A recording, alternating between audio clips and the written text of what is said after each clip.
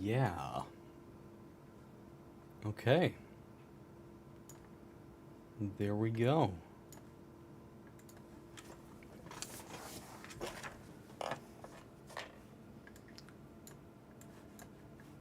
Hot damn.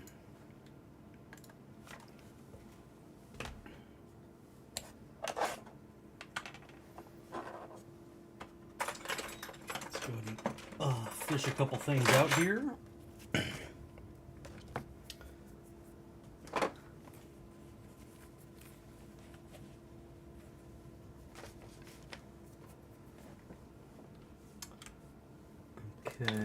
Okay.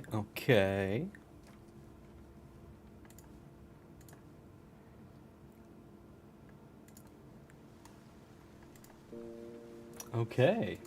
Hey, what's up, bud?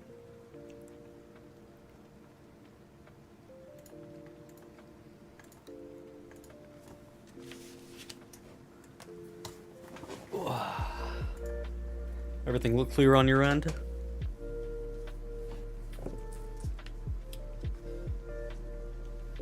Whoa, Nightbot, that's aggressive. Okay, hold up. I knew something like this was going to happen at some point, so... There are things that I can't test.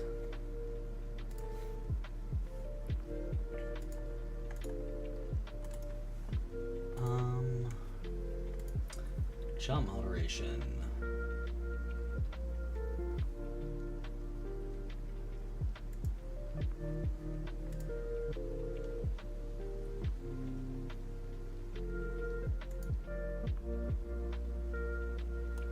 Okay, hey, Tim, can you drop a couple messages kind of back to back to back here for me? I want to see if Nightbot trips out and tries to silence you again.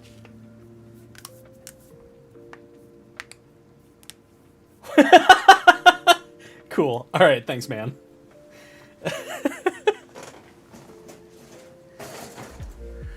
That's fantastic. So, brand new kit. Just cut all the runners out.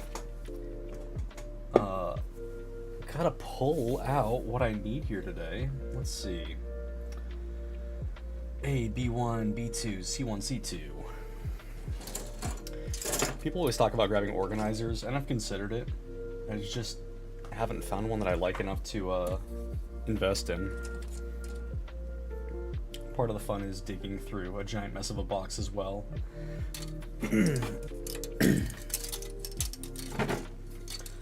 Let's see, runner B1 should be white. Pretty small, which means it's not going to be these guys.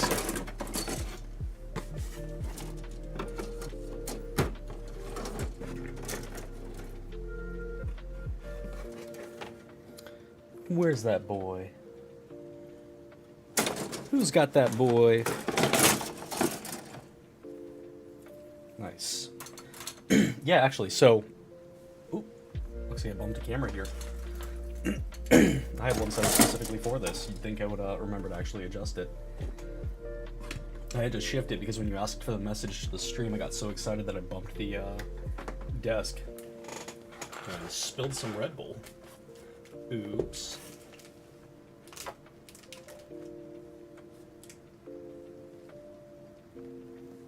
Let's go turn that up a little bit.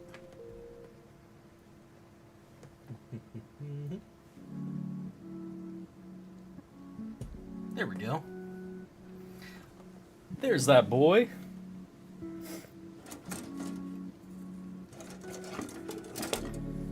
Alright, let's pop up for a second here and make this a little easier on us. So we've got A and B1.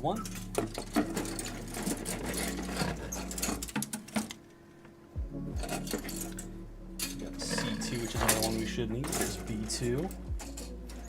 And what color is C1?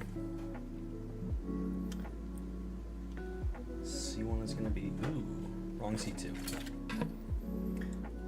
One of my least favorite things about some of the Gundam kits is repetition in sprue naming. They go, yeah, you know, go ahead and grab C2. And if it's an older kit, it may not specify what color. So you grab C2 and you're like, well, that's not right. This doesn't have what I need on it. There we go. B1, B2, C1, C2. And that should be everything we need for the time being.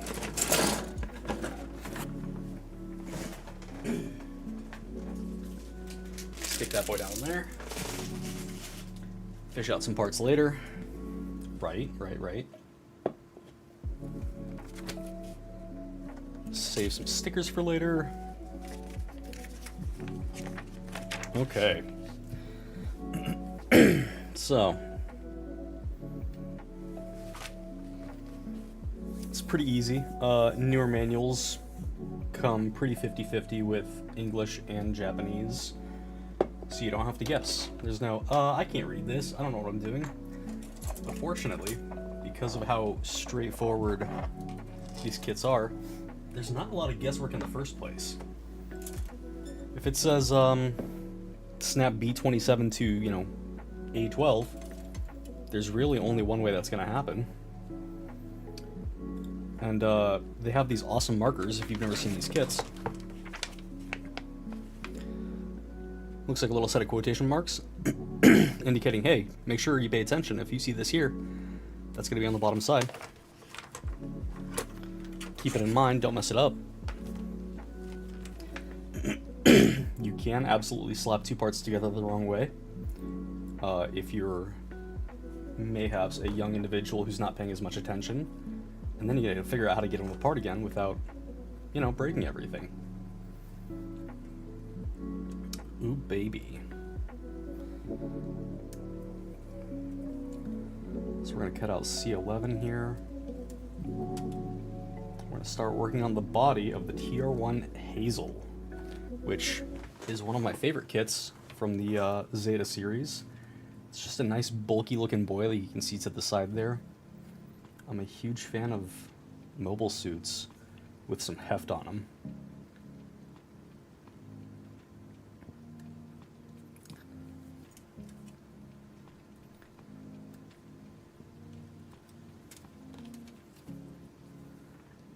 Let's see, that's 13.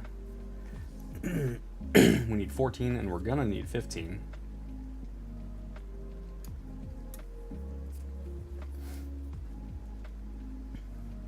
So depending on the kind of nippers you have, chonkers, exactly. You can get a nice close flush if you've got something really, really nice, a pair of single blade nippers. Otherwise, if you have some double blades, you can cut once a little farther away from the part, and then cut again closer once it's removed from the sprue, so that you're not adding a bunch of undue stress to the plastic. As you can see, where it connects, like right here, it's a little thicker. So if I cut it and my nippers aren't super fine, super sharp, what'll happen is it'll pull on the plastic, and you'll end up with divots or indentations in the plastic that you can't just sand out. At that point, you've actually lost material. So you can, you can fix it. You can sand it down. It may not be visible in the first place. Knowing whether or not something will be visible before you cut it out may help you in the long run. But for the casual builder, that's not necessarily as important.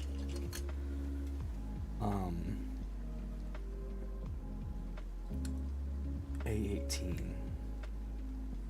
There's that boy. But I like to err on the side of caution, especially if I know it's going to be a part that's more visible. Less repair work down the road, just a little more sanding or cleaning up on the first pass.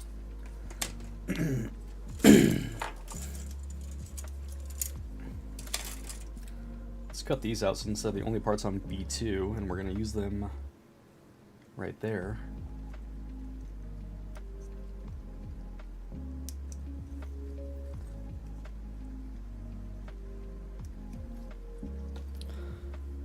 And I know there are some folks that are interested in getting into models.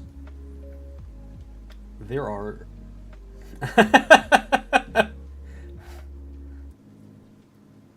two on the sprue.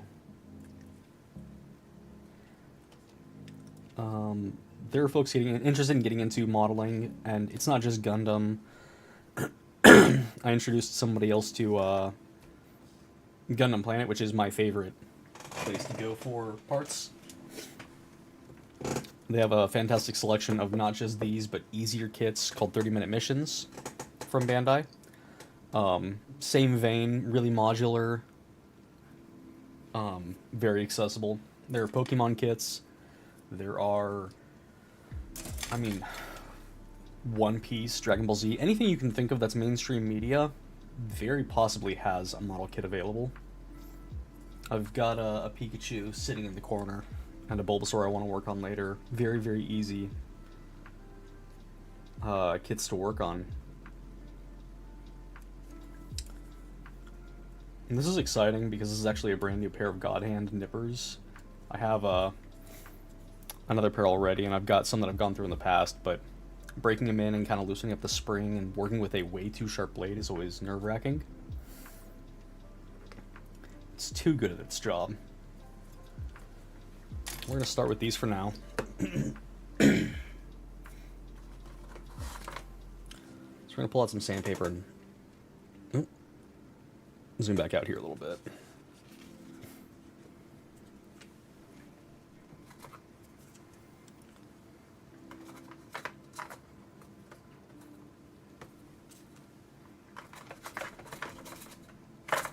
Cool. That should do for the time being.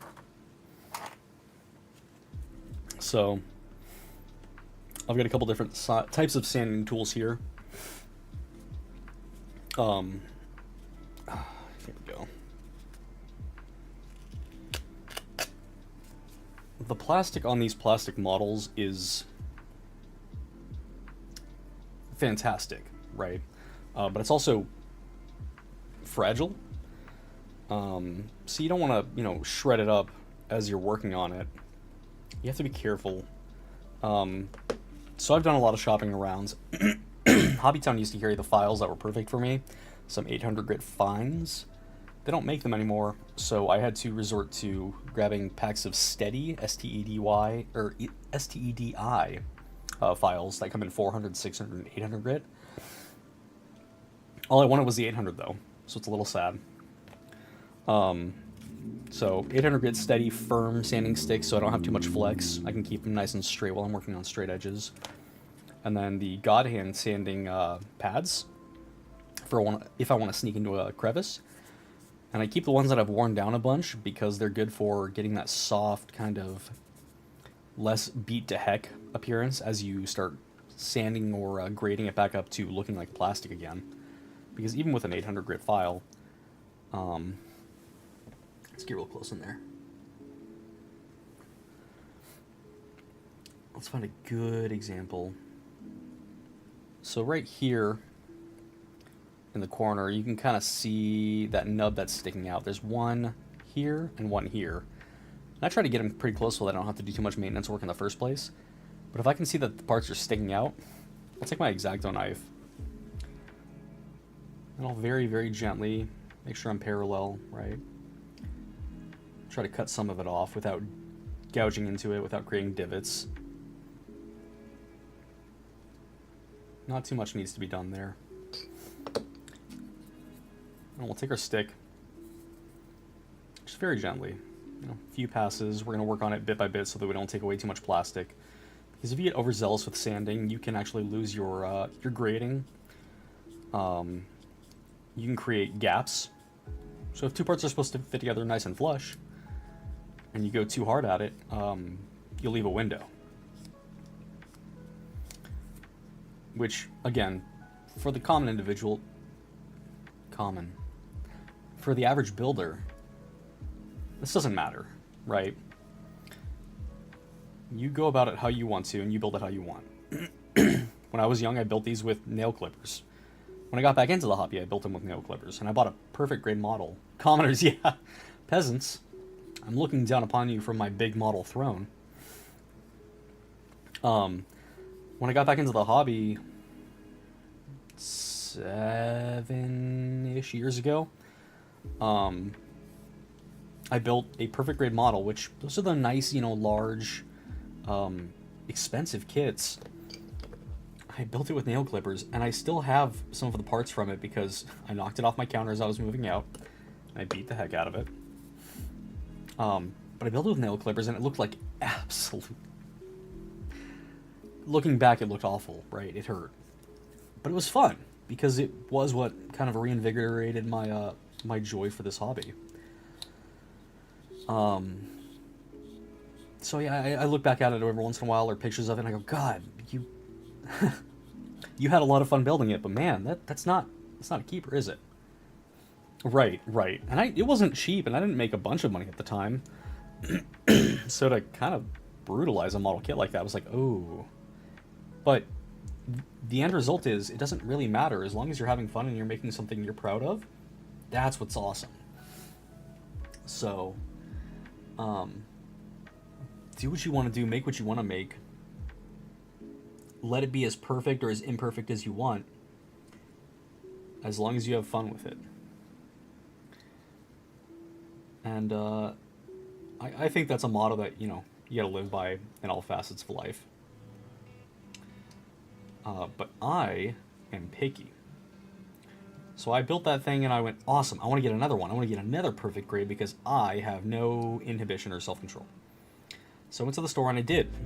Once I got home, I discovered Gundam again, visiting a friend. What's up, Nate? Hey, boo-boo. I rediscovered Gundam again when I went to visit a friend who I'd never met face-to-face. And his girlfriend at the time was working on some of these. I was like, I didn't know they still did this. So we drove around multiple hobby shops until I found one that was selling some. I found the one I wanted and I scooped it up. And I got home and I found that same hobby shop at home, Hobbytown, which I fully recommend. If you have a local model store or hobby store, Hobbytown is awesome. I bought a perfect grade unicorn, which is a beautiful suit, and the show is fantastic. And watch it, oh my god. That'd be funny. Build an entire model kit with a Dremel. I'd be down for something like that. If only for the novelty. I'm not trying to monetize my streams.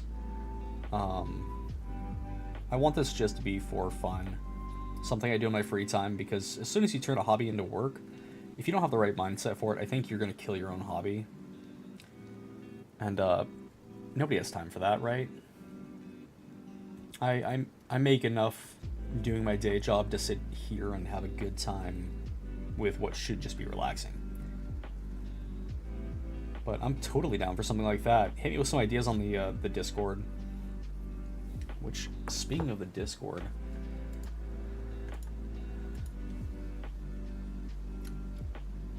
Nightbot should be chilling in chat, and it's not. Where you at, buddy?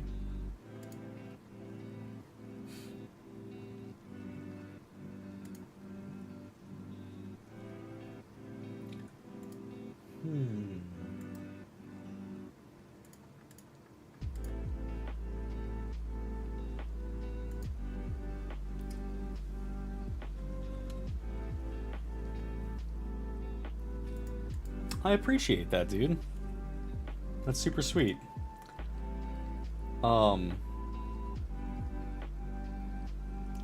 It means a lot to kind of consider right out the gate when somebody goes, hey, you can do this, you can make something of this.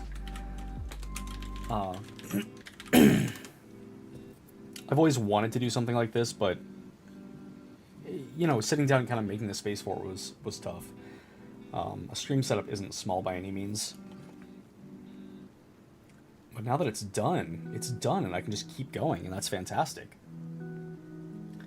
Ooh, 1 second.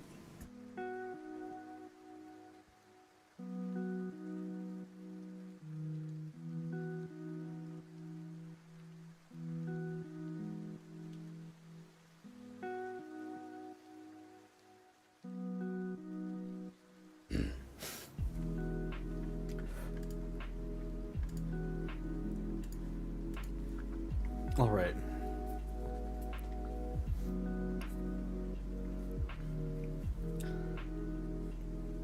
I'm gonna have to slide that a little forward for future streams, but that requires a little more movement than I'm willing to do right now. Yeah, 100% Blink. I think recognizing when you've got something going on is really important.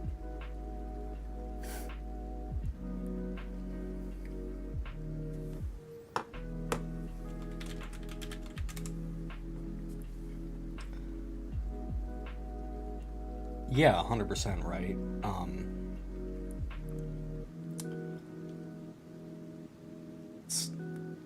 Man, you know what? I used to laugh relentlessly when Aaron Hansen from the Game Grumps would absolutely brutalize a game he was trying to play while he was trying to talk and make content. And I can fully acknowledge right now, and this is a low pace setting, right? I can acknowledge that that's difficult.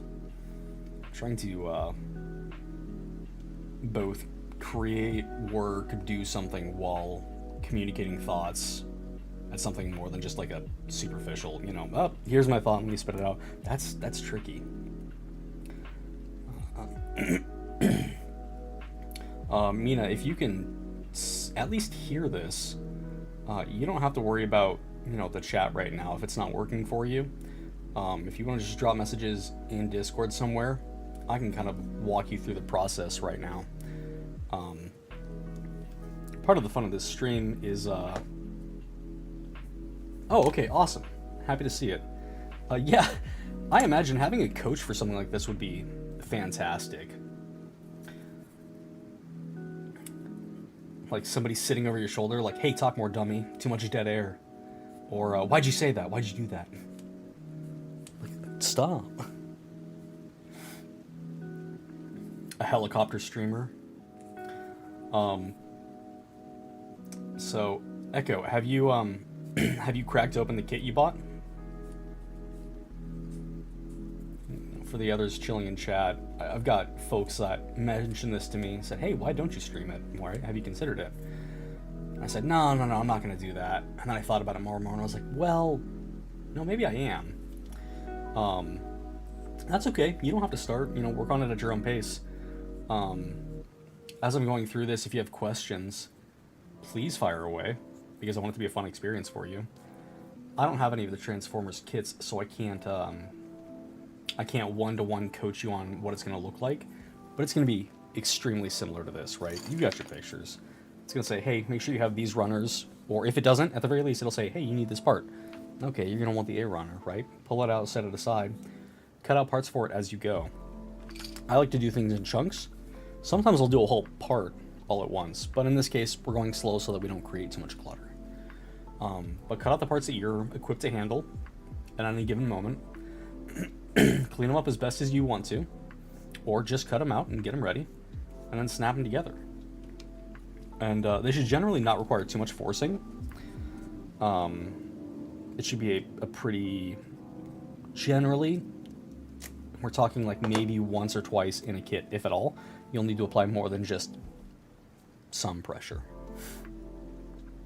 In the context of sanding, I go over it with the 800 grit file, and you'll see, eventually I'll get that muscle memory down.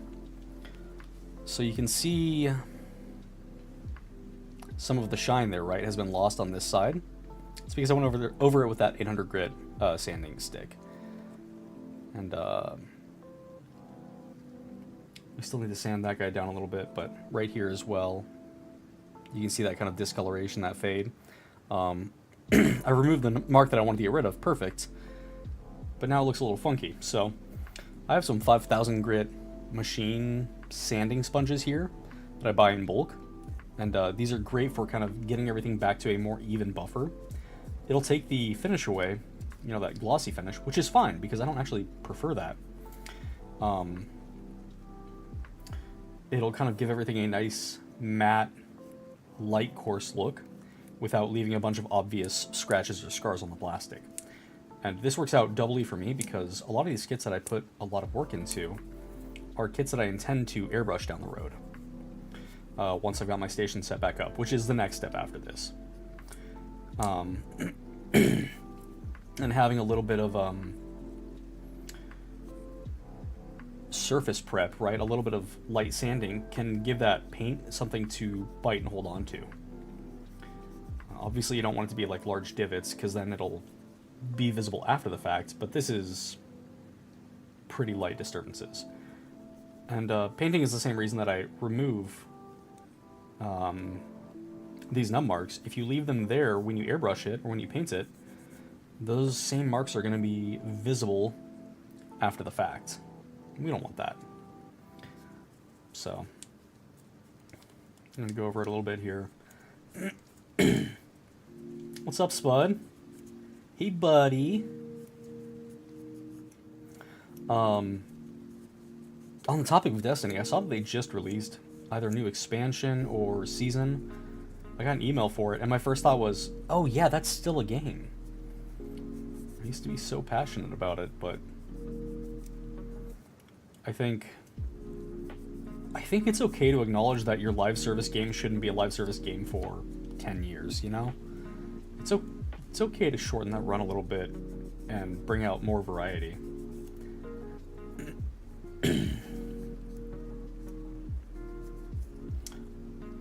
However, in that same vein, I wish Bandai would learn to keep theirs alive for more than a year. Because, he came out with Gundam Evolution, you know, the Gundam Overwatch clone, and that apparently was really popular. I didn't have the time to play at the time, and then I blinked and it was dead. I was like, well, okay.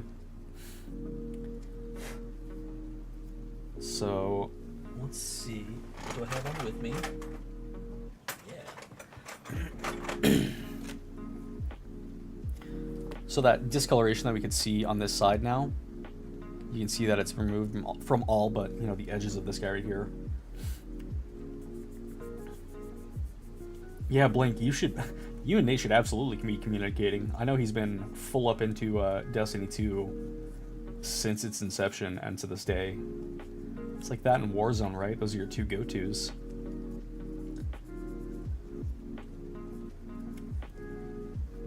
There we go. So, nice balanced finish now.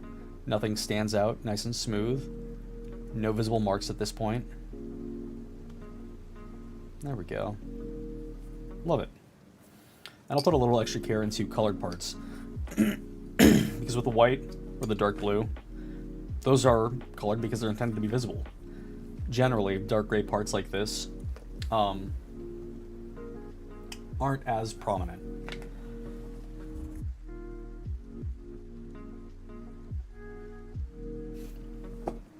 The weather out here has me a little coughing today.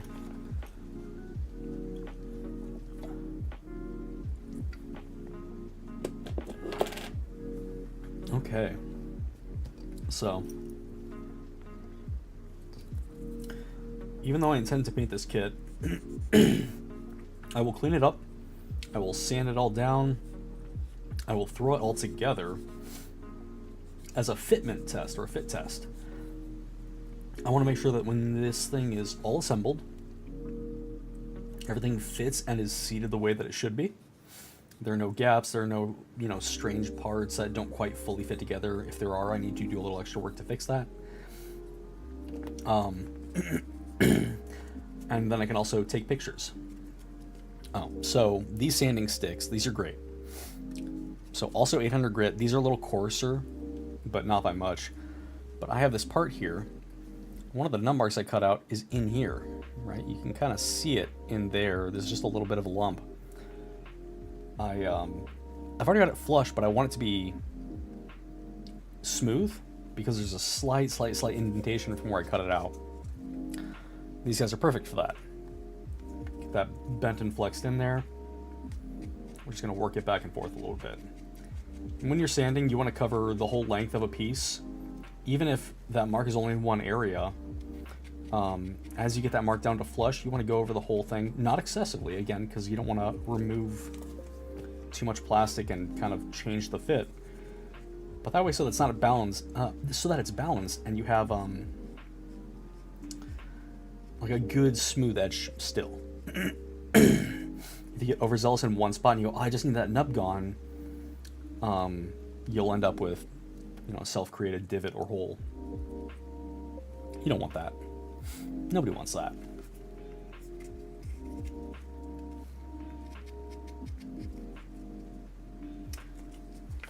Okay, give me a sec.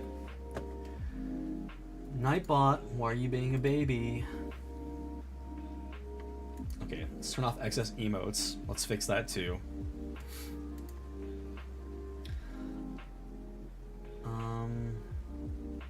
Okay, the only thing Nightbot should be timing out now are inappropriate language and links, you can resend that message now. It should be fine. I didn't realize there was one for emotes as well.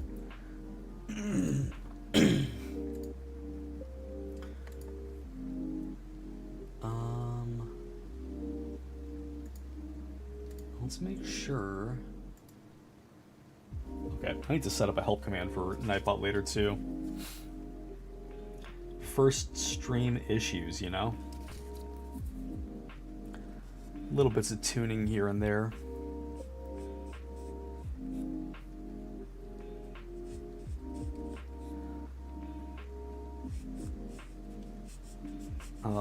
Worth keeping in mind, if you decide to start building model kits, and you really want to clean them up, right? You go, I want to sand it down, I want to get this to look a little better than it does right now. Something like that. We're going to generally open, well-ventilated space. Keep your area clean and wipe it down when you finish. And if you're sanding a bunch and you notice that there are a bunch of particulates coming off, don't breathe those in. With plastic, you know, it's not going anywhere once it's in your body. So exercise a basic level of caution. Take care of your body. You only get one set of lungs. If you decide to work on a resin kit, because there are third-party garage kits, resin kits that look really cool. Resin is very dangerous. If you start sanding a resin kit and you create free-floating particulates and you breathe those in, those are going to bond with your lungs in a way that you cannot undo. More so than plastic. Resin is toxic. You have to be very, very careful. So if you intend to work with something like that, I'm not saying don't go nuts, but again, got to really reinforce the work in a ventilated area, work in an open area, and wear a mask. Get not one of those paper masks. Get like a good heavy-duty 3M filtered mask. The one you see people wear when they paint, right? You know, airbrush. Replace the filters often and have fun with it. Because some of those resin kits are sick. I've got some in my my model stack that I need to fish back out because I wanted to work on them way back when, but they were a little outside of my skill set at the time. And that is something that's safe to acknowledge, right? I have this thing. I want it to look a certain level of awesome, and I can't do that right now. Practice, practice, practice. Get a cheap kit. Practice the skills you'll need on that cheap kit. Or just work through all the kits that you really love and are really passionate about. And I think having that appreciation or love for something you're working on will make you want to improve on it as you go. Oop. It hasn't happened yet, but as you're working on a model kit, you may be cutting things out and you drop a piece. It may drop on the floor, it may land in your lap, wherever it ends up. There are times where you'll drop a piece, however, and it will vanish. And not in like a, oh, I need a flashlight and I need to do a little looking kind of way. It will vanish. I've had this happen 3 or 4 times over the last 7 years of this hobby. Because generally I keep my place clean. Yeah, you know, buddy, the void. The void is a very real thing. You drop something and it hits the floor and it bounces once and you don't hear it, you don't see it, or you do and you're sure you know where it went, but you can't ever locate it again. That's the void reclaiming what it's owed. That part is gone. Sometimes you can jimmy up a new part or grab it from another kit, or sometimes it's not visible enough to matter. And sometimes it's the face of a model, right? Sometimes you've lost, you know, the cockpit or, you know, a hinging piece that keeps the leg attached. And you're like, well, what do I do? And the best way to deter the void is by keeping your workspace clean, both above and below, so that if you drop something, you don't have to dig through sunflower seed shells or crumbs to find. Not saying I've done that, but we're not all perfect.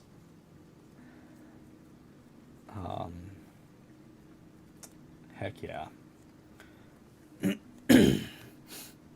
So this kit I'm working on, the TR-1 Hazel, there are a couple variations of this. Knick-Knack Heaven, yes! Guitar picks, socks, and model parts all go to the same distant level of heaven that you can never reach. So the TR-1, the Hazel, comes in multiple iterations. It's from Gundam Zeta, Advance of Zeta, Advance of Z. This is the Hazel Ausla.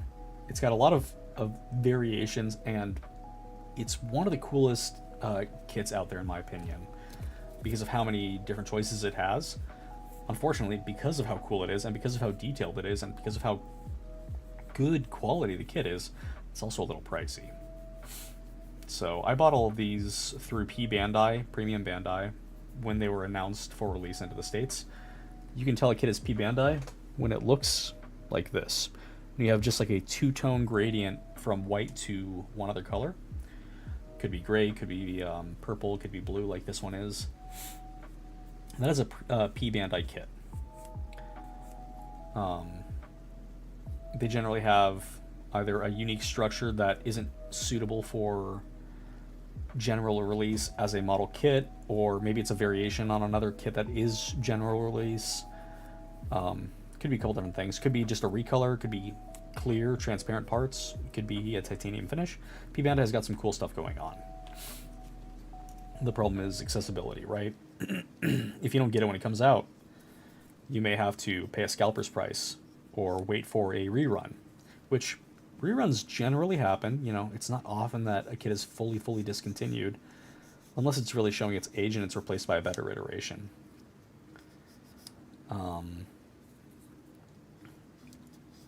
There's one kit that I have a friend that's currently waiting on. It's the high-grade Neo Zeong. I managed to get my hands on one color iteration of it, but not the other, and he and I both missed the other one by a couple hours, because that kit, when it comes out, goes immediately. It's huge. It's like a $350 model kit.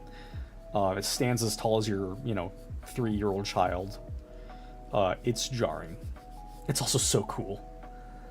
I haven't put mine together because it's simply too big. And I'll worry about that for when I have my own place. Okay. But yeah, so unfortunately, because we both missed that one, we are now stuck waiting blindly for a possible rerun re-announcement. Or, honestly, generally they don't announce it. It just drops. You go, oh cool, well, everybody else saw this one before I did. I guess I'll wait again. But for most model kits, you don't have to worry about things like that. You can just head to your nearest retailer, online or physical, and buy what you want. So you can see right now, this guy has a fair bit of discoloration. Not so much on that side. There we go. But more so on this face here. Yeah, now it's nice and visible. So I'm taking that beat up 800 grit I was talking about before, kind of working in circles, because if you go back and forth, you're not going to work those scrapes and scratches out. You want a nice circular motion whenever you can't afford it, even if you're sanding with something like this, right? Not just up and down, but you want to kind of work it in circles to keep a nice even finish.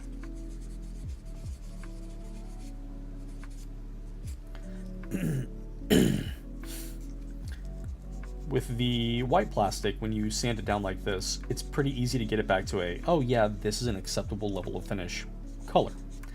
With something like this, with blue,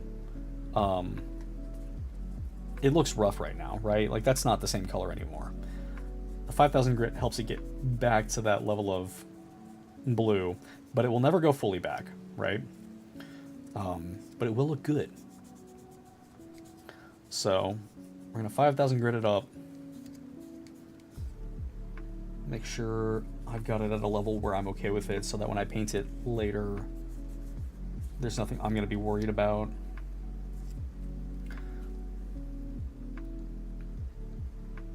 So, not nearly as beat up anymore. You can see, I love this camera. You can see the level of detail, right?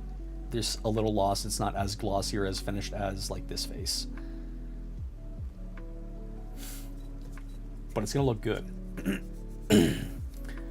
So once I finish buffering this side out here too, what I'm going to do is, for general visibility, because I want to put this up once I'm done, I'm going to go over the rest of the model as well with this same 5000 grit. Give it all a light buffer, a light polish, so that it all looks about the same. And there aren't faces that go, oh, this is... Hey, Void! Well, the downside of a headset is that I didn't hear it hit the floor. I know it's down there. Flashlight. I don't want to move my chair until I've located that part. There it is. Because if you're not careful and you drop a part and then you have a rolling chair and you go to scoot back, there is a very real, very non-zero chance that you eat your part with your wheels. And that's something you really can't sand out. So be careful. Be cognizant of what's below you and what's around you and whether or not your parts are in danger if you drop them. And then move at an appropriate speed. And sometimes that appropriate speed is, I'm sitting at work and I'm working on a model kit and I drop something and I go, uh-oh, I can't see it at all. Hey, guy sitting next to me, do you see something near my wheels? And they'll look over and go, yeah, it's right there. Or even without prompting, they'll point it out because they know what I'm doing when I freeze up, like a deer in the headlights. If I can't see it, it's probably somewhere that it's in danger. Poor little baby. So, sanding this guy down bit by bit. This looks like it's going to be a part for the cockpit door. I always start with the chests on models. And then generally I will go down to the legs, if it's not already in that order in a manual. And from there I will do the arms, and then I'll save the head for last, because the head is the personality of a mobile suit. It tells you how intimidating or how cool or this or that, you know, everything is. It's what ties everything together. So save the best for last. Cool. I have all these parts in a state where I'm ready for them to snap together. Be cognizant if you're ever cleaning up a kit, sanding it, you know, X-Acto knife, whatever. Don't grab it by two pieces like this. There's nothing supporting those. So if you're not careful and you're applying some pressure as you try to hold it steady and you sand it down, there's a non-zero chance you bend these or snap these. Always try to grab them somewhere around here or on the sides like this. If you have to grab them here, don't grab them from the sides. Grab them from the front and the back. And if you really can't avoid it, try to grab onto only one side so that you don't accidentally squeeze them. Don't break something you love, you know, that you just got. If you do break something or snap something, super glue, plastic cement specifically, will do absolute wonders.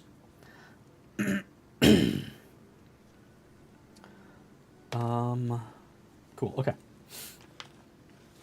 So, this part right here is telling me, hey, make sure we've got the right edge. We can see that longer edge is bottom. That bottom edge is longer. Me can words good. So we're going to go ahead and keep that in mind while we snap these guys in there. That's going to fit into this backside here. This guy's going to go right in here. Did I sand you? I didn't need to. Nice.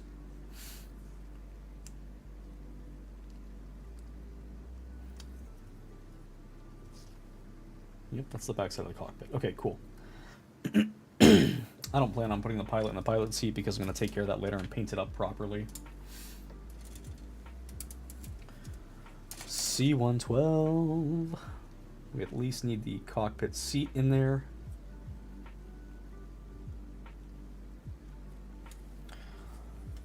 You don't have to cut all of your parts out facing the same direction. Just keep track of where it's at. Sometimes it's easier to cut it out if you flip it over, spin it around, whatever you need to do.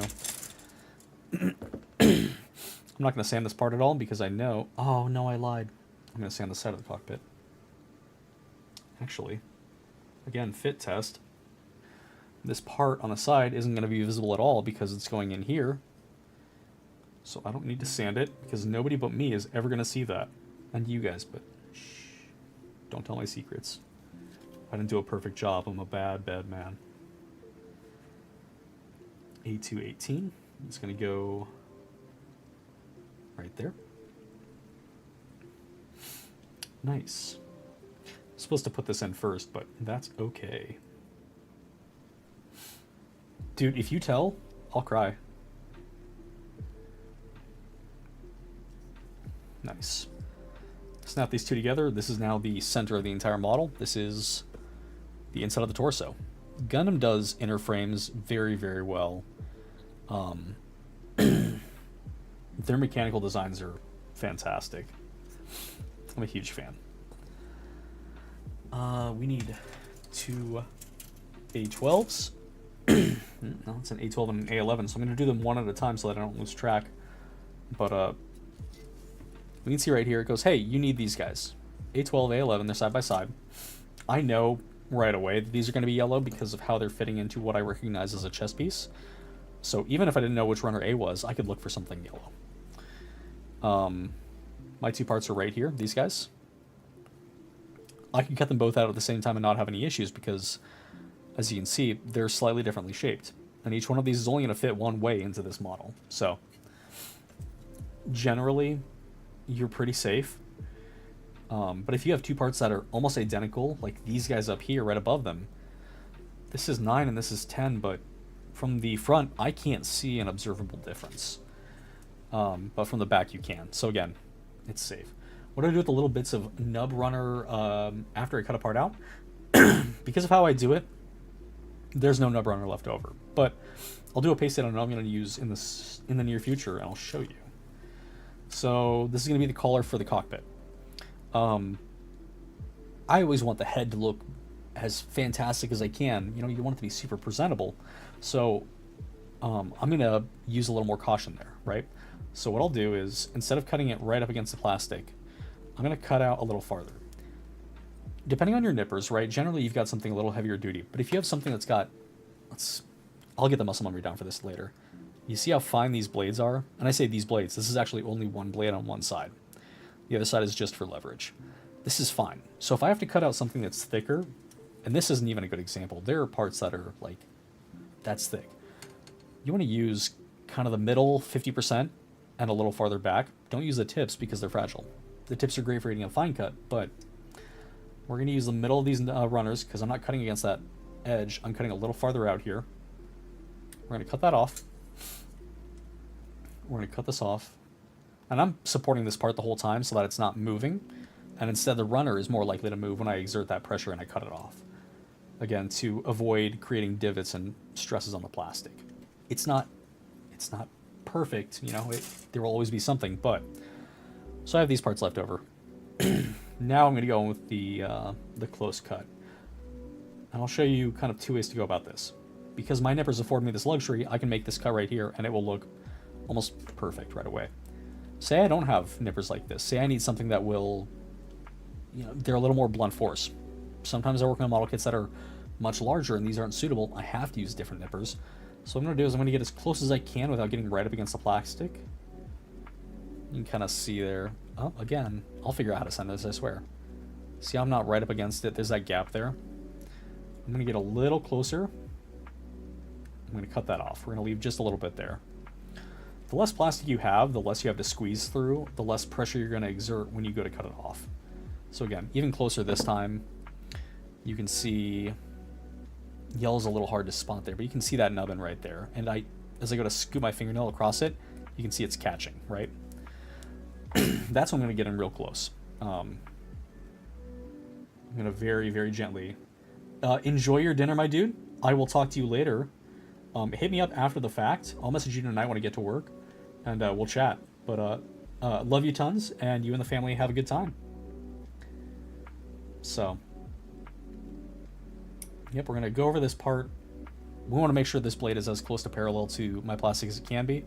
You don't want to dig it. You don't want to divot it.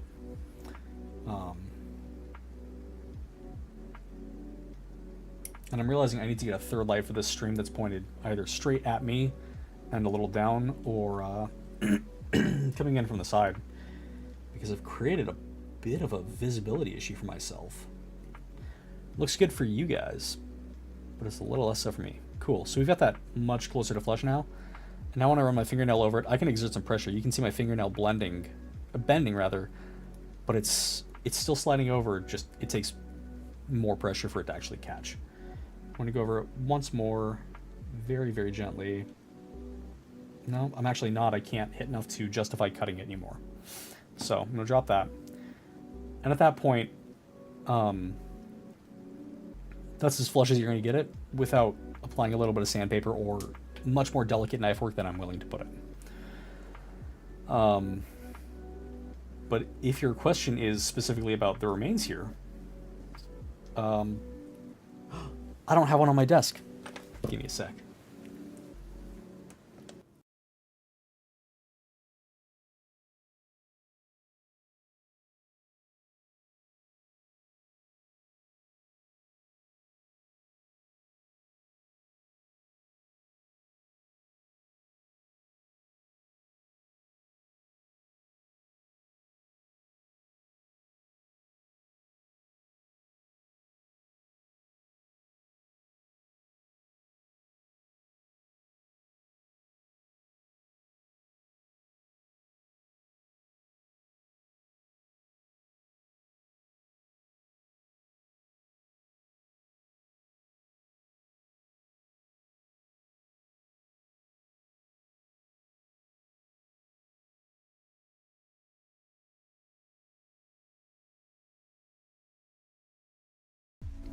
Okay.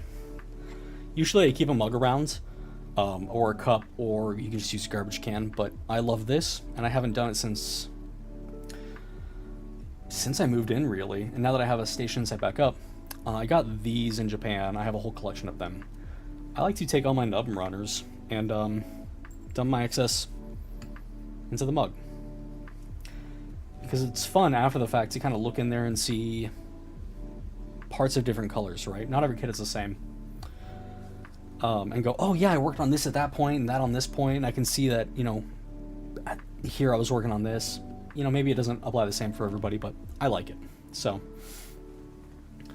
we'll keep that close by, right? We keep it off to the side here. Let's cut these parts off, but a little nubbin goes in the hole. Hey, what's up, buddy? You just missed Bowtie. He's out getting food right now, which I heated some burritos just before stream, but I didn't wake up early enough because I was too excited and I couldn't sleep when I wanted to. I'll have to wake up a little earlier next time and chow down. I plan on doing this for a couple hours each week, 2 to 3 times a week. For the first 2 weeks, it'll be Tuesday through Thursday, 6 p.m. Central to 8 p.m. And we'll see how I'm feeling from there, right? Don't want to burn out a good thing. But,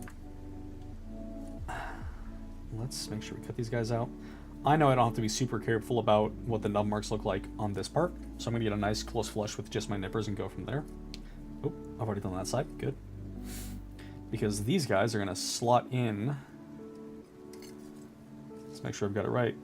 And they're going to come in through the back of this part. And there we go. They're going to face backwards here. Let's make sure there's nothing egregious sticking out. Slight mark there. What about these guys? Slight mark there. Even the best tools aren't perfect, so I will clean this up just a little bit. Because I want it to be... There it is. You'll notice if I drop something a lot of the time, I won't lunge for it, right?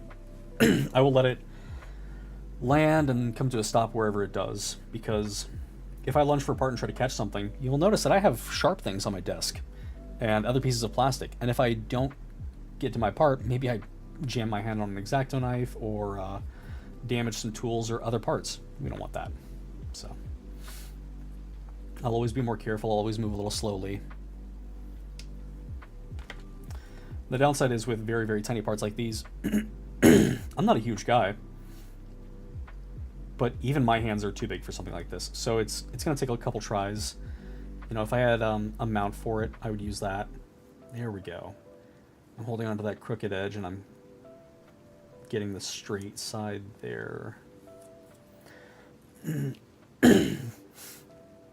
Something to keep in mind if you want to do a lot of detailing is if you're sanding something that's colored like this, right? Yellow. Yellow is a pretty dense color plastic. You have to keep that in mind because once I'm done sanding it with this stick, I'm gonna have yellow particulates all over this part. And I don't want to rub that into my white plastic because you can kind of smash them together and cause some problems color-wise if you're not careful. So I always keep in mind what I've sanded with where. Now, the nice part is these sticks you can wash off. Or you can generally just brush the plastic dust away. But if it's, you know, a more coarse sanding file like a 400 grit, I would keep multiple files for different colors. One for white, one for yellow, one for blue, one for red. Other colors aren't as problematic, but those big three primaries really stand out. You don't want that. Cool. So let's get this part in there. Nice.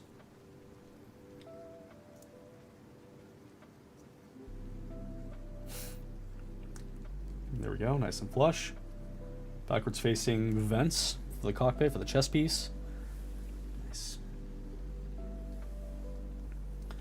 Set that aside so I don't mix up parts. So those two are good.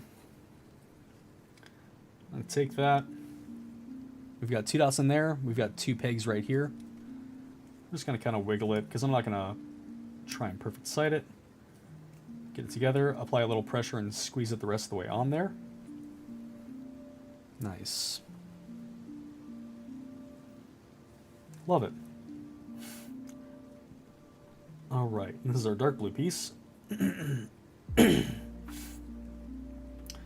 manual has it posed like this, and has this guy posed like this. Make sure I get my direction correct so I don't have to pull it back apart later. Ba-bam. Nice.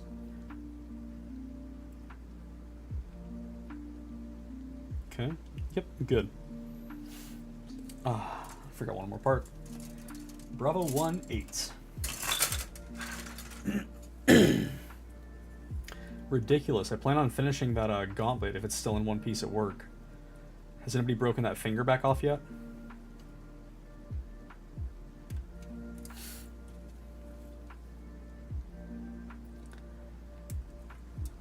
Ridiculous in chat.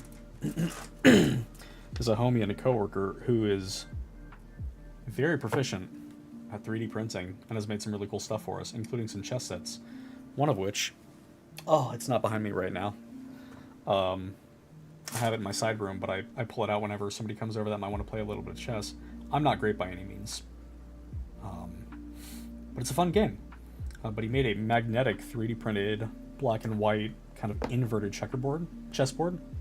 Checkerboard, what? And I love it. But he also showed up with a really, really cool...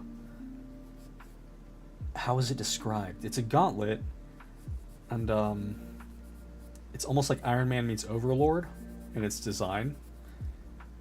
You know, like a ye olde Mechanicus Death Knight. So I saw that, and I saw that somebody had almost snapped one of the fingers off because, well, he's great at 3D printing. Sometimes you have issues no matter what, right? And it looks like the filament had bunched up under one of the fingers and gave it an easy snapping point. Somebody was playing with it and kind of worked that finger loose. So I glued it back on, and I started painting it. I appropriated his toys without asking because I'm a monster. It looks really cool right now, but I want to finish that up tonight. We'll just put it up somewhere as a testament to the cool things he creates. We love that. Working these edges down nice and smooth. Nice. So I'm a huge fan of the fingernail check that I mentioned before. Once I've done all my sanding, we get that nice and smooth. I'll take a fingernail and just back and forth, see if I feel like catching. And I can, so I gotta figure out what angles it's catching at. And it looks like it's catching on the top and bottom sides, but not on the edge. So very gently work into that there.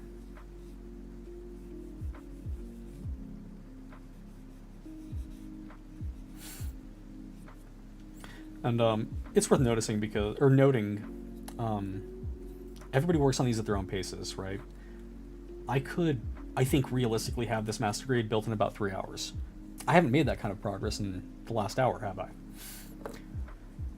I had a monstrous backlog of models because at some point, and I don't know exactly why it started, but I knew. I was telling the story earlier. I bought my second perfect grade kit, and I went, I want this to be like better. I started working on it, and I went, this could look so much cooler than it looks right now, but I don't know how to do it. And I sought out some hobbyists at my local hobby town, and I lived in Arkansas at the time, and they were incredibly talented individuals. There is a disproportionately dense populace of national or international level modelers that live in that area in Arkansas. I was like, okay, cool. And they taught me bits and pieces, right? Oh, well, if you want to clean this up, you want to use a knife. Oh, if you want to airbrush, then you're going to need something like this. If you want to do this, that. And I got invited by one of them to go to a competition at one point, and I threw together something really small, and I got a bronze medal for it. And I was like, oh, that's so cool. But I started off building these with nail clippers and being content with it. And then over time, I knew I could do more. How do I get this smoother? X-Acto knife. How do I get smoother still? Sanding. Well, now my sanding looks funny. Okay, buffer it back out. I want to paint. Well, I don't have the hands for hand painting, not yet. So airbrushing. Well, airbrushing looks good, but it's kind of flat. Okay, now color blending, color theory. There's a guy worth looking up who has incredible pieces. He was also from that same area in Arkansas, but he just sat down in passing because the guy that had invited me out to the competition, mentioned my name. He saw me working on a model kit at this modeling convention as we were waiting for judges to do their thing, and he sat to me and said, what are you doing? I was like, I'm working on this and that. You're rusty. And he goes, yeah. I said, Ron, the guy that invited me, told me to ask you about colors. And he goes, okay, cool. Let's go grab some food. And we sat there and we talked over food, convention hot dogs, right? About colors for ages. And that's when I realized that every single facet of what I work on in modeling goes so much deeper than I'm aware of, and I love seeing how much farther I can go each time. I've built Hazel before. It looks incredible, but I know that I can do that extra distance. I want to put LEDs in this one. I've done that in the past, but my soldering's bad, so I need to do some research on soldering. I've made some cool bases, some cool dioramas, but I want them to go a little farther. So I started practicing woodworking, right? These skills kind of branch out and develop into all aspects of your life. So invest as much energy into making it what you want as you can afford. And if you don't have the time or the energy to go farther than you want at the time, maybe keep a little journal or a diary or a notebook of some sort, or a notepad of, I built this thing, how do I do this better? And when you do have the time and the energy and the motivation, look it up and go, well, how do I sand better? What kind of tools are good for the job? And reach out to a forum or a subreddit or somebody that already does something like that. Or if you can't find the answers, come ask me, and I will try to find the answers for you. Because I love seeing people get into hobbies like these and express their creativity. This is such a cool hobby. It's for all ages. It's for all groups. It's for all demographics. And I know that some of the models you want may be expensive. Look into some of the third-party ones, wink wink. You'll find a lot of cool things there that are going to be cheaper because they're not officially licensed. And I didn't say that. So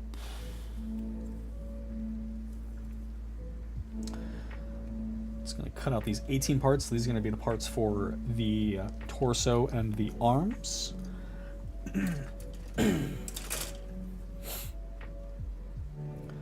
Also, because I'm not listening to myself right now, if the volume's too high or too low and you're in chat, just let me know so I can adjust my tuning.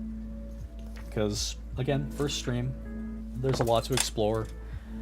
It can always be just a little better. But this is fun. I like sharing the things that I work on, and I think I have a sufficient level of passion about this to drag others into the hobby. There we go.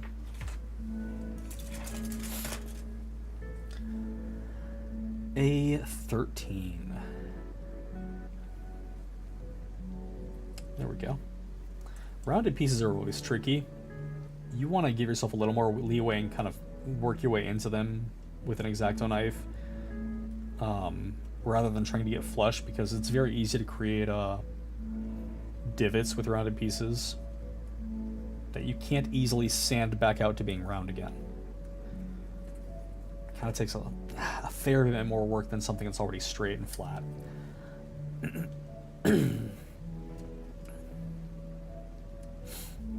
There we go. Nice. All right, we're gonna want C18 for the rest of the torso. Cool.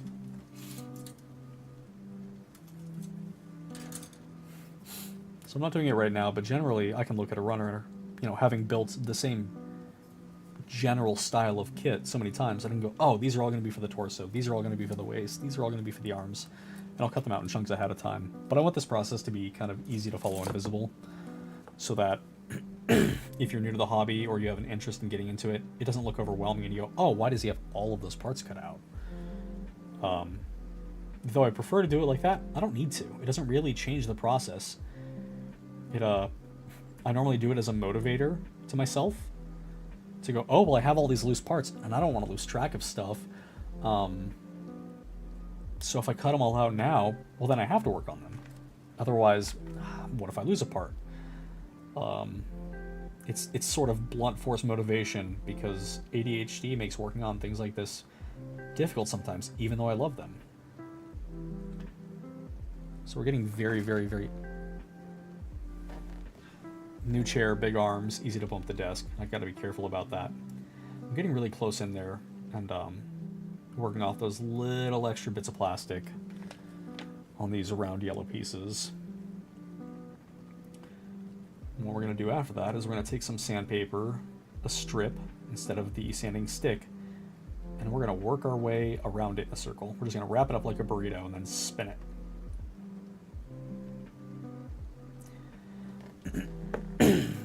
Echo, if you're still hanging out, when you do get around to that Starscream kit, if you could take a picture and post it on the Discord, I would love to see it. It would be really cool to see, you know, the differences between a Gundam kit and this guy.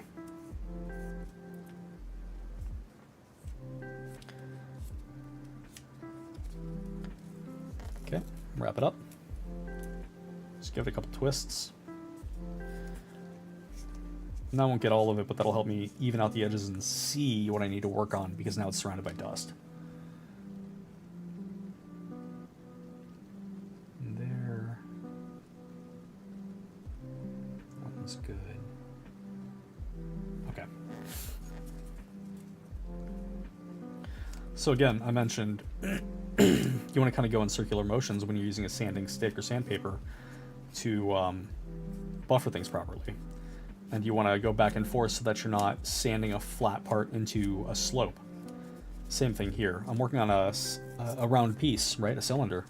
So I'm going to sand the whole edge of the thing, even though the marks are only in one spot at 3 different locations, to keep from, you know, creating a triangle or a square at the end of it.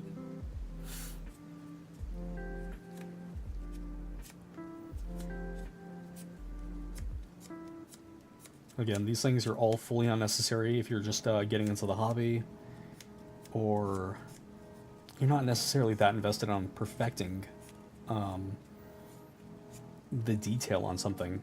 If you've got a kit that you already love right out the box, I love that for you. Snap that thing together, put it up on the shelf, and appreciate whatever it is you've made, right? You go, oh, this is an awesome reminder. I love Transformers. I love Pokemon. I love Gundam. And, you know, share that passion with people that come by and go, hey, nice place. Oh my God, is that a, you know, XYZ model? Go, yeah, I made it with my own hands. And a lot of people will go, oh, that's so cool. Oh my gosh, that's crazy. I could never. It's one of the things I hear the most while working on my models or showing off things that I've made is, oh, I could never do that. And those same people are the ones that'll sit outside and build a, you know, a deck for their house with their bare hands. And I'm like, yeah, what? How could you do that? But it's the same thing, right? You're making something. You're making something that you're passionate about specifically. people that say I could never have their own passions, which happens to not be models. There are times, you know, when I finish this model up, I'll have an itch to work on something else, something fully different, right? Like painting something 3D printed that someone else brought in, or I have some dioramas for some D&D stuff that I want to make. I took a bunch of pictures while I was traveling in Japan a couple months ago. I'm really looking forward to turning some of those images into 3D representations in my house. I'm not great at making dioramas. I'm passingly good, and I can make some really cool, fun to look at stuff, but the detail is lacking. So instead of going bigger and making a full D&D map, I want to take the time and make something small but highly detailed, and see if I can figure out some of the nuances and intricacies of really bringing something to life. I think that is a lot of fun to create a microcosm of the world that you can look at and go, yeah, I've been there, I've seen that, I've done that, I remember how I felt. That's what all these models are. Yeah, I'm making a toy robot, or a giant weapon of death, depending on how creative your imagination is, but I'm also creating a snapshot in time. And I can sit there and I can go, yeah, I know exactly where I was at in life when I made this. Some of my models I made during the highest highs of my life, and some I made during the lowest lows. And all of them were productive. All of them were good for me in some way, shape, or form. And no matter the quality of the model, I have memories. I love making memories. I love going on adventures. Going on adventures as I sit here and hide away from the heat of the world outside in the middle of summer. Vibe out to some rainy lo-fi. This is an adventure in and of itself.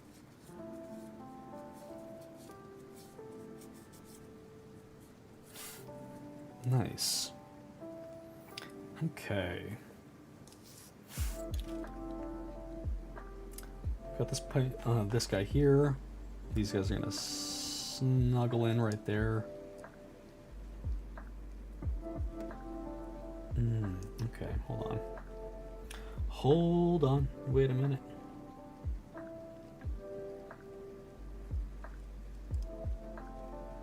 Now you look a little too tall for that section.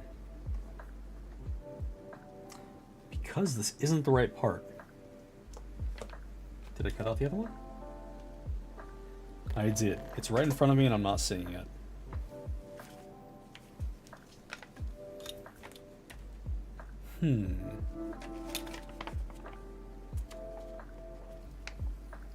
Oh, this is always the fun part. What have I done?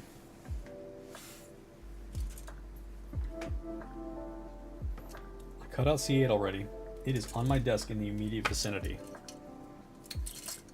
Oh, it was caught up on the runner. There we go.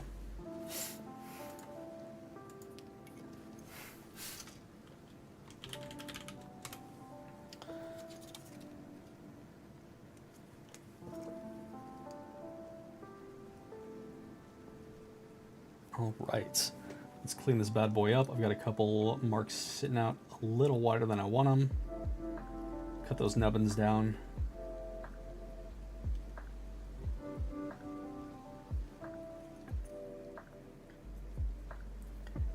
Nice.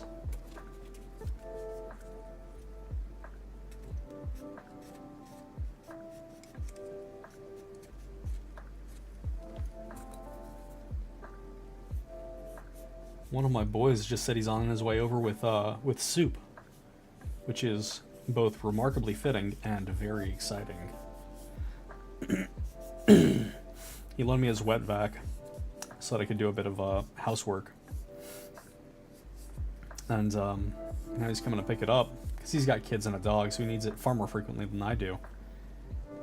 But the man is coming over with soup unprompted, and if that's not a way to tell that you know, the homies love you, I don't know what is. That's fantastic. I'm so excited for work tonight now. I'm going to take that in with me.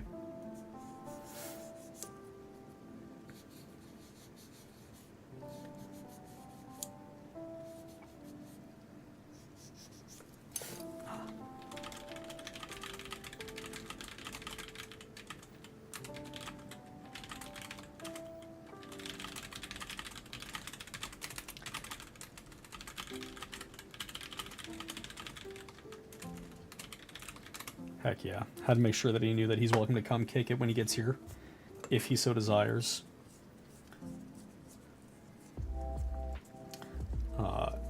He and his wife and his kids are all the absolute sweetest. They're who I kick it with on, Thanksgiving or Christmas if I'm not working, which I usually am because I love working holidays. I live out here a little farther away from family, which means I don't really usually make holiday plans in the first place. But because I don't have family out here, I usually do Thanksgiving and go visit my dad for that and spend some time with him. I'll volunteer to work, the 4th of July or Christmas or what have you. It's quiet. It's dead quiet at work. Nobody's there. But we have to be there. We're a little mandatory. We're at 24/7. So I'll sit there in the absolute silence, and the boys and I will put on Lord of the Rings or The Matrix or what have you, and we'll just binge it all day long. While we eat pizza or wings or whatever we could scrounge up for the day. And I'll work on a giant model, something inappropriately big for work. It's my favorite. Nice. That makes more sense. That's where those pieces should fit. Okay, orientation is always important. It says that these parts, these cylinders here, have a little divot up top. Those need to be facing upwards. As a matter of fact, the part also has a little plastic piece jutting out to help guide it. Look at that. Easy. Bandai knows what they're doing when they make these. And I should hope so. They've been doing it for 40 years now.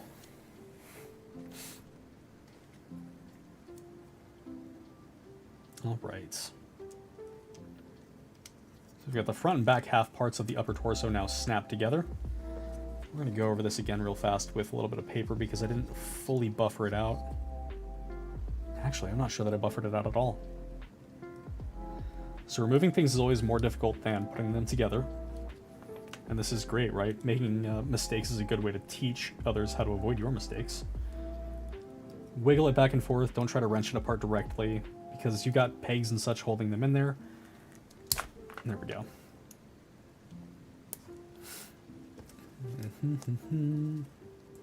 Wrap this bad boy up. Buffer him out. Clear that out.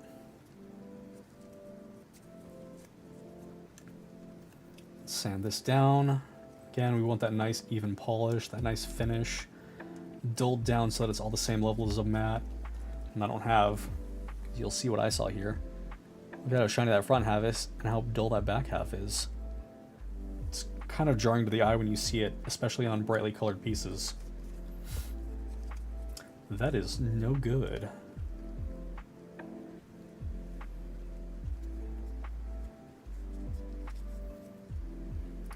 Buffer, buffer, buffer, buffer, buffer.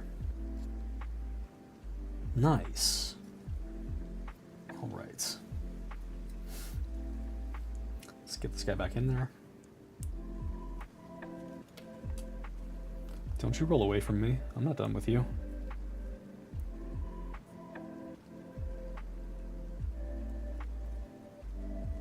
Remembering orientation. We've got that back on there in the right way again. There we go. So, like I mentioned before, right, fitment test. So we're going to take this piece. This is going to be the top of the torso here. This is going to be the bottom. These guys are going to slot together to create the whole torso. But I go through and I take a look, right, and I can see no gaps. Nothing that shouldn't be there. You can see a little bit of the white discoloration from where that part is cut out, but there's nothing there.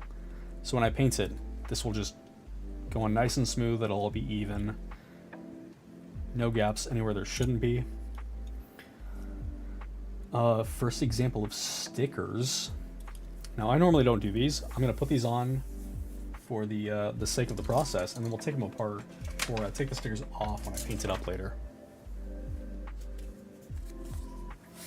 Send this back out a little bit. So, the step right here has me putting on stickers on both sides of this model. Now, I did just sand this, right? So it's going to have a little bit of dust and residue. So normally I keep a mug with some water in there and a toothbrush or a brush like this on hand. Just something you procure throughout life. And I'll get in there and kind of dust it out. And this one isn't wet, but I want to make sure that I remove just any extra dust particulates, because that can prevent a sticker or anything that you want to adhere from one to the other from sitting flush, right? Could peel off over time.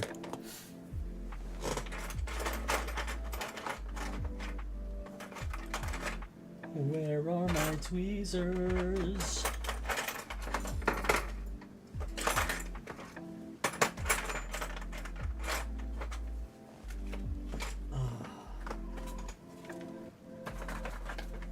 Well, I pulled out my tweezers and I set them somewhere nearby. Chucked my flashlight on the ground. But I don't have them on hand, and that's fine. So, say you don't have tweezers and you want to put on a sticker. You can do it with your fingers, right? You just go like this. This is number one. Number one goes on this side here. Just like that. I'm checking orientation before I stick them together. Yep. It's going to go in that little slot there.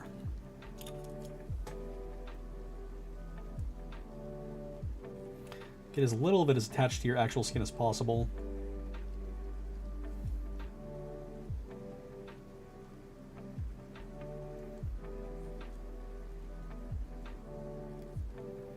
Look at that. We can get that in there nice and easy. Is it perfect? My God, no. Stickers never are, but they look really cool. They add a lot of nice color separation. Now, say you don't want to do it with your hands. What you can do is you can, let's get an edge up there. Take an X-Acto knife or another blade if you don't have tweezers. And I'm going to peel it up while kind of holding the edge of it to the knife. You want to be careful about how you do it, right? If you're not cautious, you could stick the knife through the sticker, but that's generally not a huge problem. Now I've kind of got it hanging on there.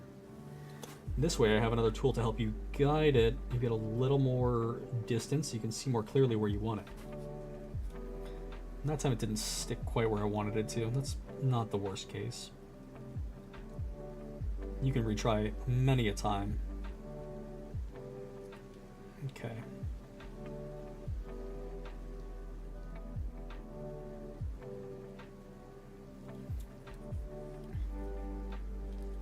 You can tell I don't normally do this with a knife anymore, but come on.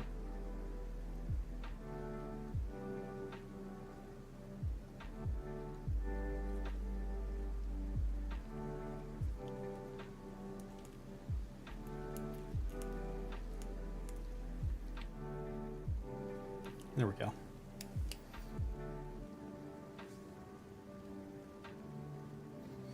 It's not 100% perfect. I'll never get these stickers 100% perfect. They're not my favorite. I'm not overly invested in them. They don't normally stay. But when you got this whole guy together, right? Let's go like this. This is gonna go, this is for the backpack here. Nice. Backpack's attached. Look at that. Color separation, a little bit of flash, a little bit of hollow. We like pizzazz. Okay. Let's see what we're working on first. I'm going to jump ahead a page so that I have context, because it helps.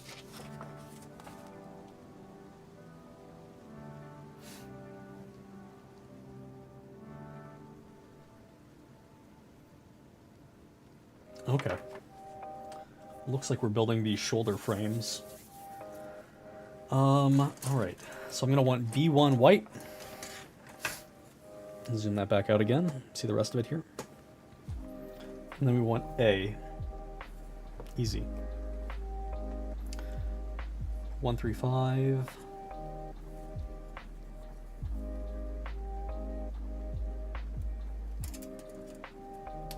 There we go. Snip. Snip.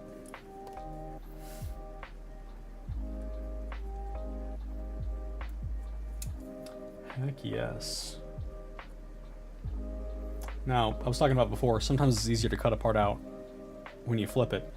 You can see right here, these guys have this little bend. These nippers aren't long, so if I go to cut it from below, I can do it, but this is actually getting in the way here. I'm just gonna flip it over. Easy peasy.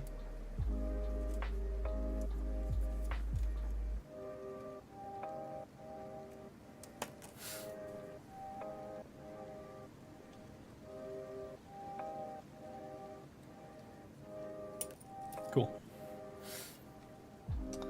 1, 3, and 5. And then we'll also grab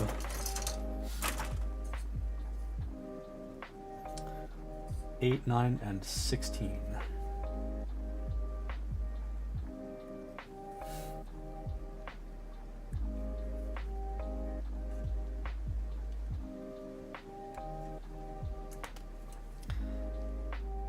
Eight. Snip. Snip. And snip. 16.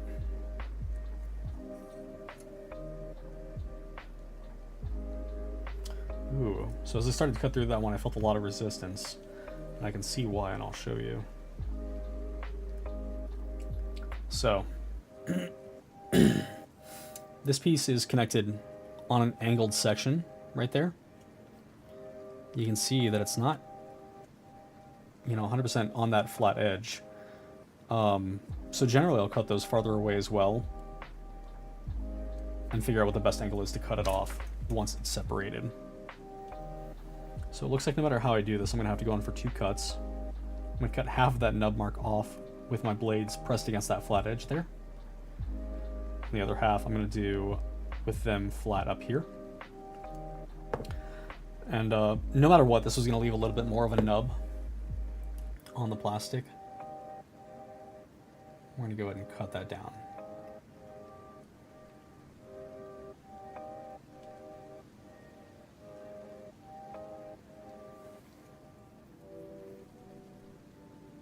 Nice.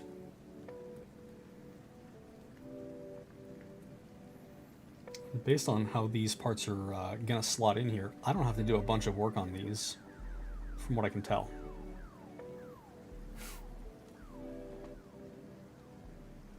Ooh, no, they're not locked into the part. They're gonna rest on the edge. I was wrong. That's okay. Same rules, right? Measure twice, cut once. Read twice, sand 5 times.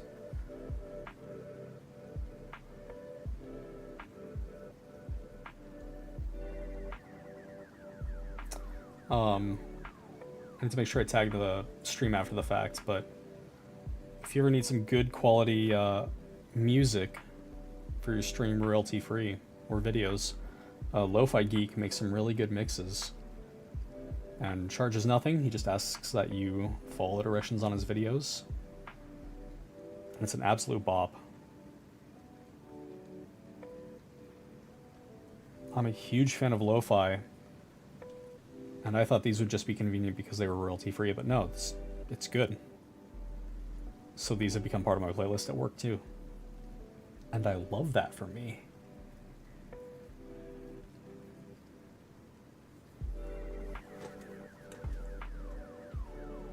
Let's get that cut down a little bit.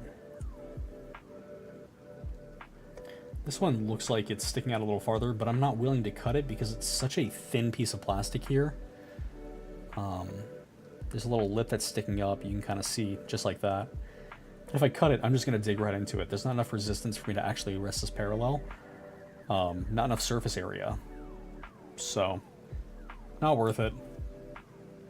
I'll just sand it down gently.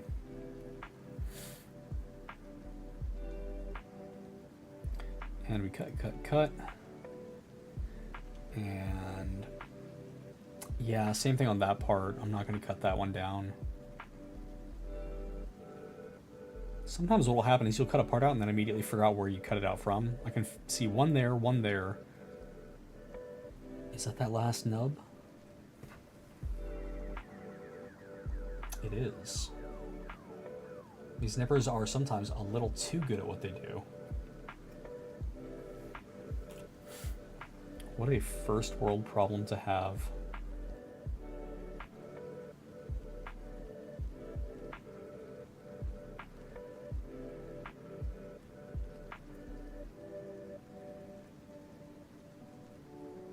Very gently. I don't want to divot this.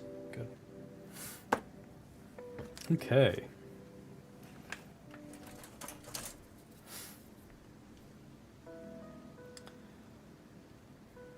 Let's see. Ooh, this music is catchy. It makes me want to rewatch Spirited Away, and I just watched it like a month ago.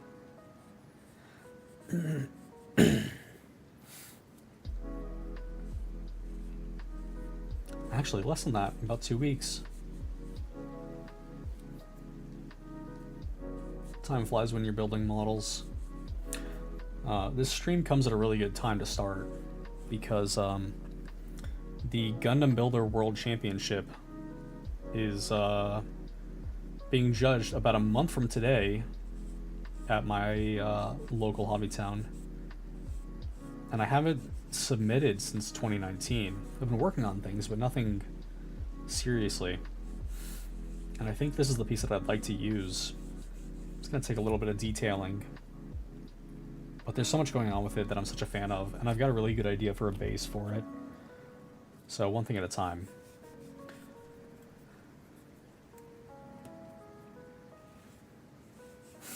Unfortunately, that means I need to hurry up and get the legs done, because the legs are going to be the most important part of building a base and a diorama for this thing, so that I can figure out positioning and spacing. So we'll try to have those done by Thursday, so that I can spend my weekend at work taking measurements and plotting it out.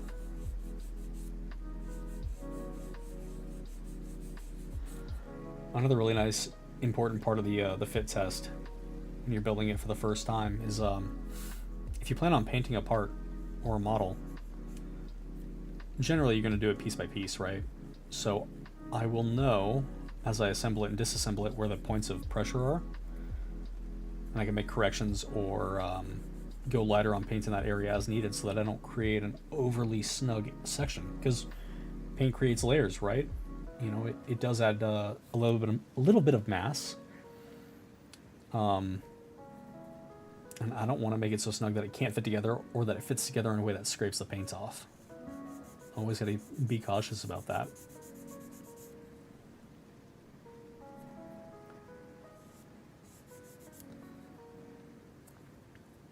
Fingernail check. Nothing. Good.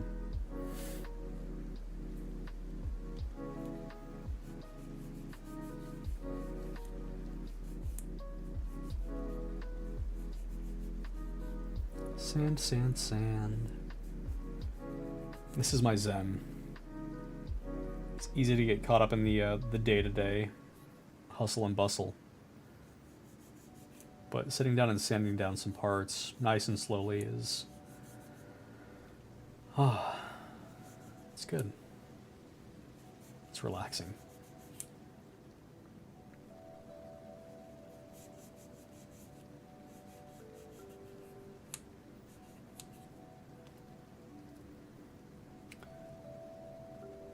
I can see a little bit of glare still from that piece that I cut off, which means it needs just a little bit more. Nice. My favorite parts are nice flat edges. My least favorite parts are parts that have a slope and then a straight, because then you have to be doubly careful not to lose either of those two in the process when you're sanding. Fortunately, this is just a slope.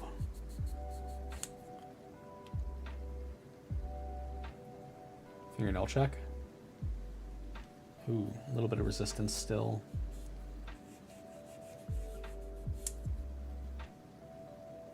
Nice.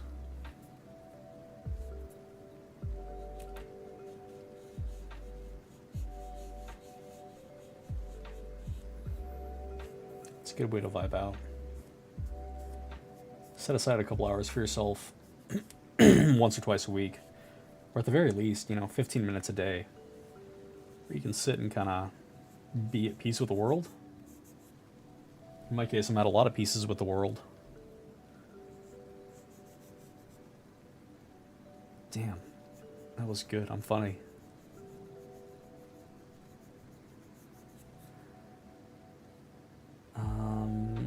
I have to be really careful with this one because I didn't cut it out as smoothly as I'd like to have. That's okay. Easy to correct, but in my hubris and my haste,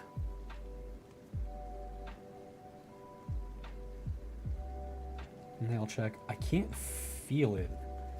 I can see that there's just a little bit left.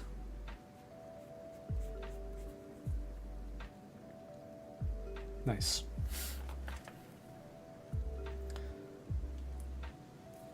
Okay.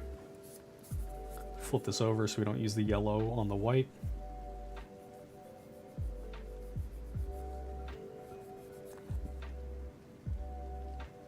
Nice.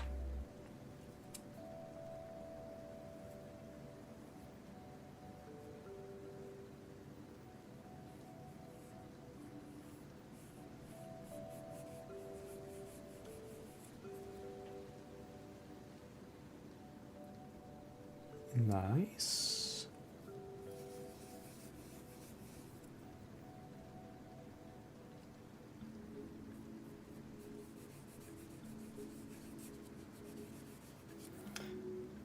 And nice. Yep, there's that small section again, so very gently on something so thin. I don't want to bend it or warp it or crush it.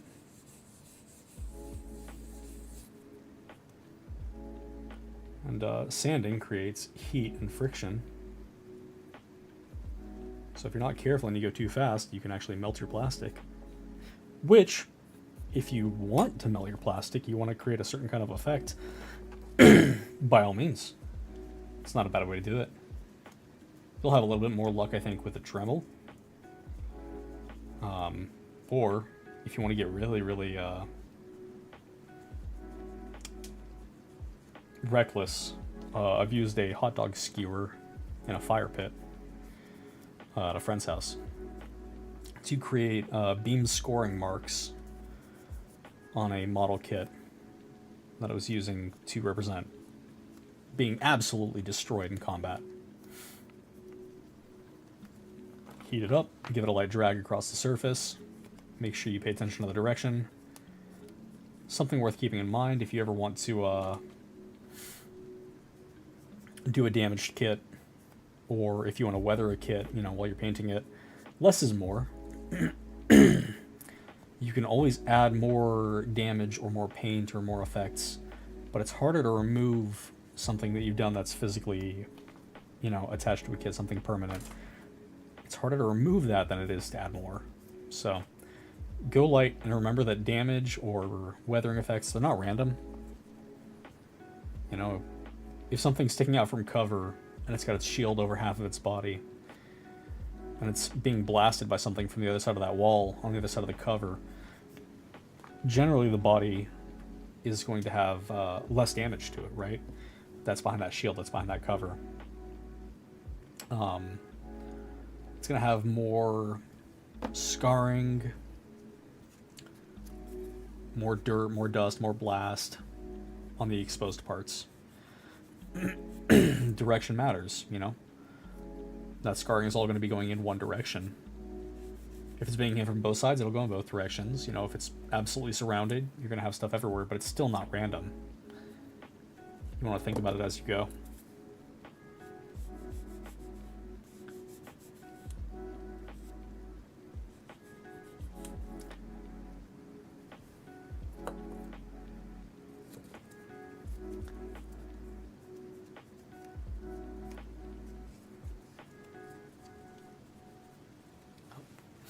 Let's see.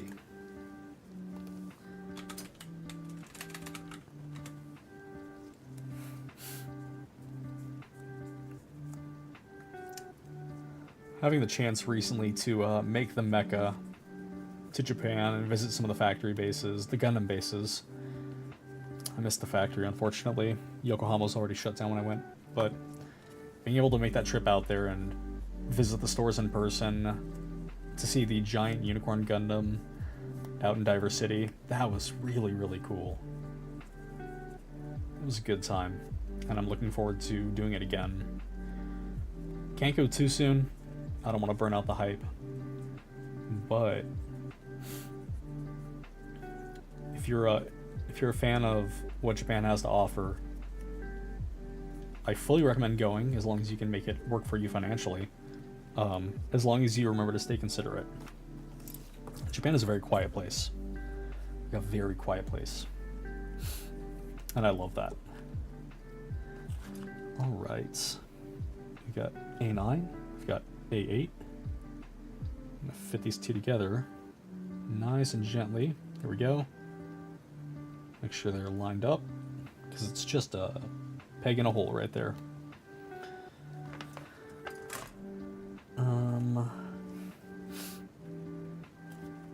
These three are going to come together like so.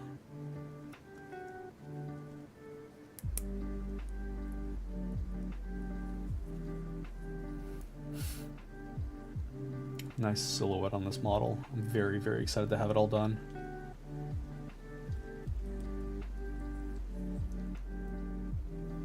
Cool, nice and flush, nothing lost. When you're sanding down parts, say they have nub marks on two different areas that don't quite line up, if you're not careful, you'll end up with a bit of a lip as you snap them together. So sometimes it's worth putting them together first and figuring out where those nub marks are, and then possibly just sanding down that whole edge at the same time. There are ways you can work around it after the fact, you know, seam line removal, things like that, but something to keep in mind. So they've got this guy facing like this. They've got this guy facing like this. It's going to slot right in there. Nice. Make sure I don't miss anything. Score. Ah, but I did fail to cut a part out. Bravo 113. Looks like a wing.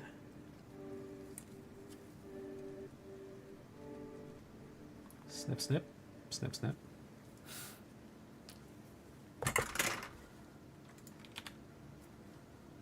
All right. Let's make sure.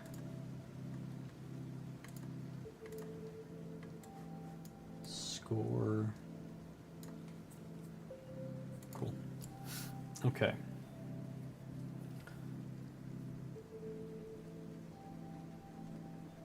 Very gently, again, small piece, small surface area, nowhere to brace the knife. Generally, if you have nub marks on the inside of a ball joint, you don't need to do anything with them. Just make sure it's smooth and they're not jutting out in any way that's going to prevent it from rotating or fitting in.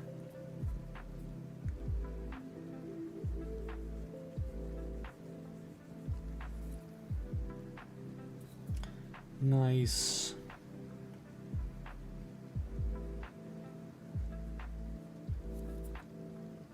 Nice. Very, very little actual sanding to do on this one. I love that.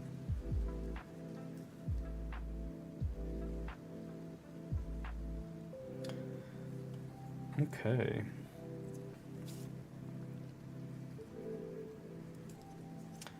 This is gonna fit in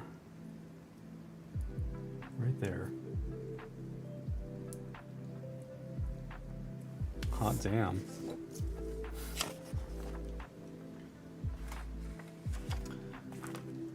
Looks like, let's slap the sticker on here and slot this guy in before we go. This will be the last thing I do for tonight. I have to go get ready for work.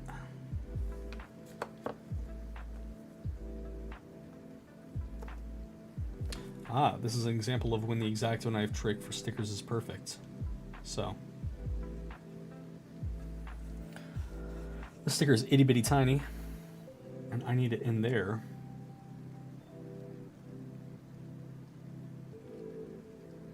Come on. You can do it, bud.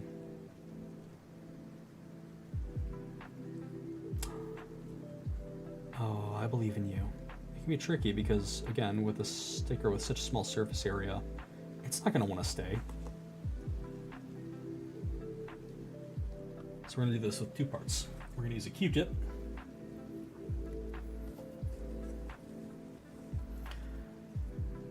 Oh, if only I had 3 hands.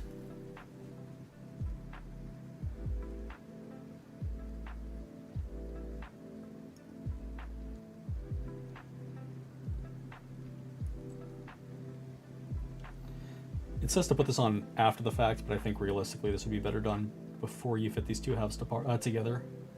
Nice. We got it seated in there. I've got some nice fine tip Q-tips here. I'm going to dull it down just a little bit because I don't want to scratch the plastic or the sticker at all. Get in there and kind of roll it back and forth. Make sure it's flattened. Nice. Hot damn. Oh, look at that. That wing slots down in there. It's pretty cool.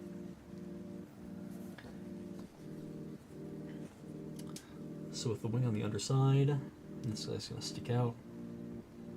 There's always a direction and order to these things. It says, hey, make sure when you put these on, you do this side first and then that side. So this is going to fit in from the back. It says worry about the back first. Get that peg in there. And then slide it in. Neat. Bit by bit, we've got a part of the torso ready to go already. And I love it. I'm so excited to finish this whole thing. Thank you for stopping by and joining. It's never going to be more exciting than this. This is just a good time to kick back, chill, chat, build, share what you're working on. I've got a Discord server that I believe that those of you that are hanging out right now have already seen. But if you haven't, drop it in chat right now. Please join us. Share whatever you're working on. Ask questions if you have questions. Otherwise, I'll see you guys tomorrow about this time again, 6 p.m. Central, 2 hours prior to now.